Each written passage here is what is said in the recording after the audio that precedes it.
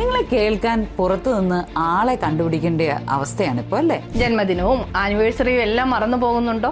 നിങ്ങൾ എന്തൊക്കെ പറഞ്ഞാലും അരകിലിന് കാറ്റ് പിടിച്ച പോലുള്ള ഒറ്റ ഇരിപ്പ്.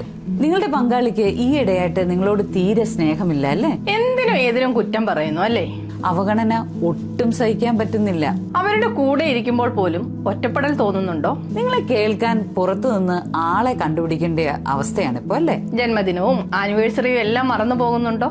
നിങ്ങൾ എന്തൊക്കെ പറഞ്ഞാലും അരകിലിന് കാറ്റ് പിടിച്ച പോലുള്ള ഒറ്റ ഇരിപ്പ്. ലീ ഉള്ളപ്പോഴും ഫോണും കുത്തി ഒരേ ഇരിപ്പ് തന്നെ.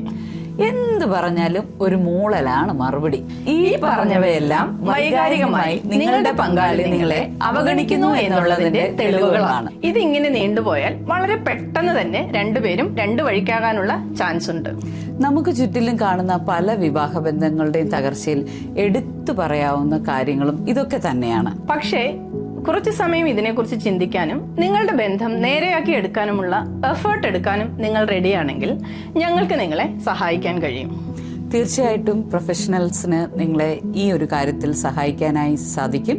നിങ്ങളുടെ പരസ്പരമുള്ള ബന്ധം സുന്ദരമാക്കി തീർക്കാൻ ഞങ്ങൾ നിങ്ങളോട് കൂടെയുണ്ട്.